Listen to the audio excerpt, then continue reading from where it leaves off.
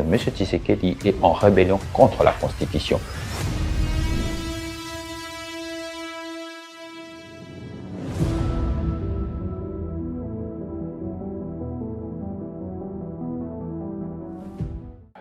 Le président Sesanga, physiquement, il se porte mal, dans la mesure où il avait reçu lors de cette activité qui se voulait pacifique une balle létale à sa jambe gauche.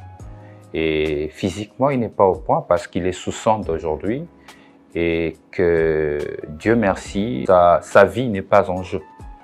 Et cependant, mentalement, il se porte bien dans un esprit d'un résistant qui est prêt à continuer ses combats en faveur de la démocratie et de la protection de l'ordre constitutionnel.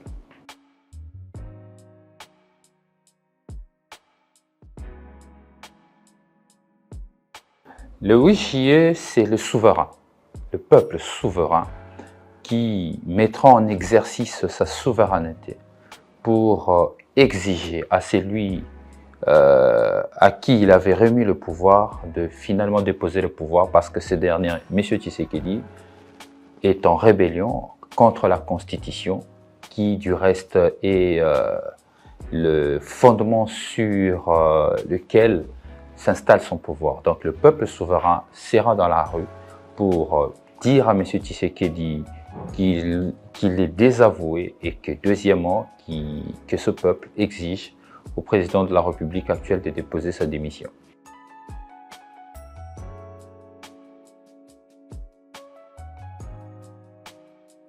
Nous sommes vent debout contre le changement de la Constitution et ce texte est un contournement pour favoriser un coup d'État constitutionnel en vue d'arriver à un changement de la Constitution. Ces textes octroient au président de la République de pouvoir extra-constitutionnel à désigner un constituant et être le seul arbitre à décider à quel moment pouvons convoquer les référendums par une ordonnance, chose que nous désapprouvons et que le peuple congolais n'est pas prêt à accepter parce que ce peuple qui s'est battu en 2016 pour la protection de l'ordre constitutionnel contre le velléité de l'ancien régime, et ce peuple n'est pas prêt aujourd'hui à passer outre le martyr de la démocratie qui sont Rossi Mukendi, Thérèse Kapangala, Hussein Ngando et tant d'autres anonymes en 2016. Et aujourd'hui, nous attendons encore les révélations qui nous parviendront de différents partis politiques du C64 qui revendiquent des cas de mort.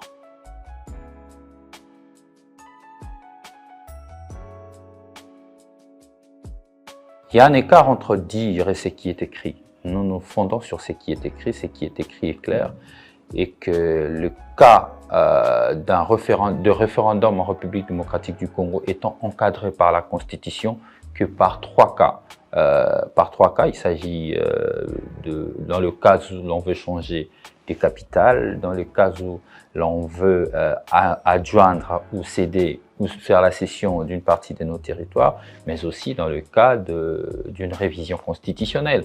Il n'y a que ces trois cas qui peuvent faire objet d'un référendum, aller jusqu'à octroyer des pouvoirs, à mettre en place un constituant qui peuvent activer la procédure référendaire pour les changements d'une constitution, appeler au peuple d'aller répondre à une question extra-constitutionnelle.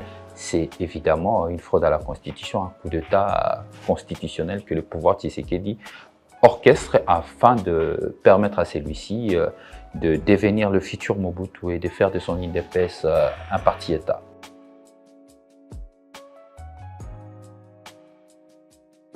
Jusqu'où le souverain décidera, jusqu'où le souverain estimera que cette lutte doit continuer afin de préserver ses intérêts qui du reste se retrouvent dans cette constitution.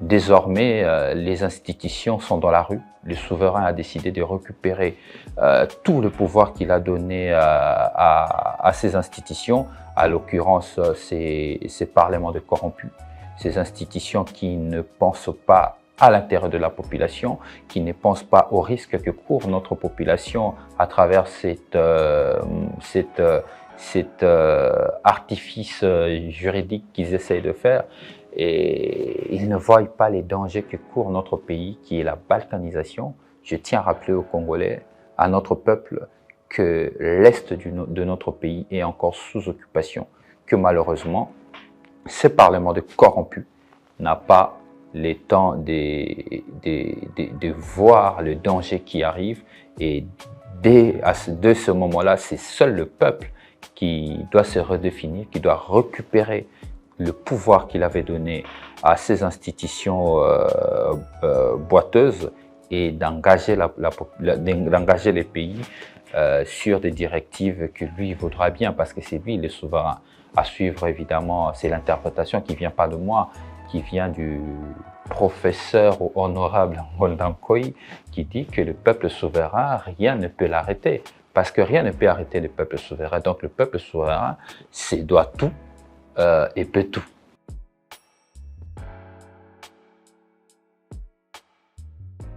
Non, c'est le souverain qui ira au palais de la nation.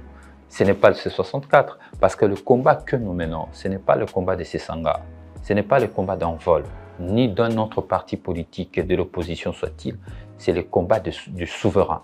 C'est le souverain qui est appelé en protecteur de la Constitution, conformément à l'article 64 de notre Constitution. Donc, c'est le souverain qui descendra dans la rue pour protéger la Constitution, l'ordre constitutionnel. Donc, qui sommes-nous? Ou qui peut se permettre aujourd'hui d'interdire au souverain d'aller manifester où il veut? Le souverain ira déposer le mémo au président de la République afin de lui demander de démissionner.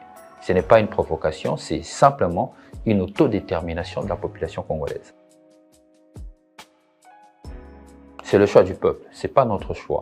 Nous ne sommes que une partie de l'iceberg que vous voyez dans ce combat. Je vous ai dit ici que ce combat, ce n'est pas le combat du C64, ce n'est pas le combat de l'Envol, c'est le combat du peuple souverain. Donc le souverain a décidé que sa souveraineté ne peut pas seulement l'exercer comme veut le faire M. Tshisekedi par le choix, en votant un texte constitutionnel, que sa souveraineté, la plénitude de sa souveraineté, les souverains décident de l'exercer dans la rue. Et dès ce moment-là, nous autres, nous sommes désengagés, et que seul le souverain sait où il veut manifester et quand est-ce qu'il peut manifester. Il le fera à bon gré, lui semble.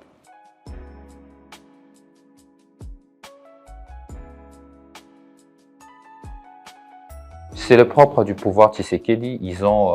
Ce pouvoir a une mémoire courte.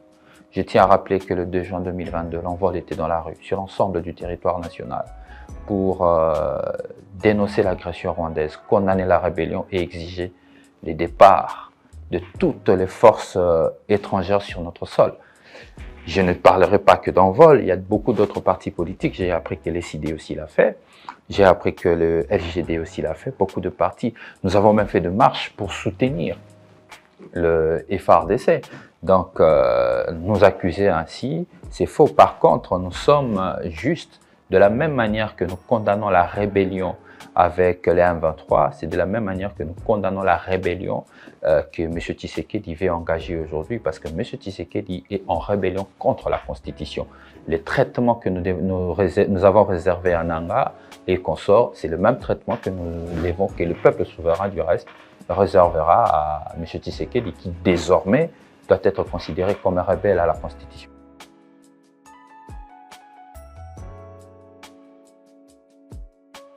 Le 8 juillet est une journée historique pour le peuple congolais. Nous appelons le peuple congolais à se mobiliser comme souverain afin d'aller dire à M. Tshisekedi, exprimer leur désapprobation, leur déception dans la rébellion qu'il a engagée contre cette même population, parce qu'il a décidé d'aller en guerre contre ce peuple, et ce peuple ira lui exiger sa démission. Et au peuple congolais, au-delà de toute déception, j'aimerais leur dire aussi que l'usurpation de nom a des limites. Nous pouvons tous bien le constater, que l'usurpation de nom a des limites. On peut bien beau vouloir donner à quelqu'un le nom de Cristiano Ronaldo ou Lionel Messi, Mais les talents ne se transmettent pas et n'est pas héréditaire. Nous pouvons tous les constater. Mais au-delà de cette déception, nous l'envol, ensemble avec le président Sessanga, nous demandons aux Congolais de garder espoir. Parce que la refondation du Congo, le grand projet que nous portons, est encore possible dans ce pays. Mais pour l'instant, nous avons une bataille. C'est de préserver l'ordre constitutionnel établi depuis 2006 à ce jour.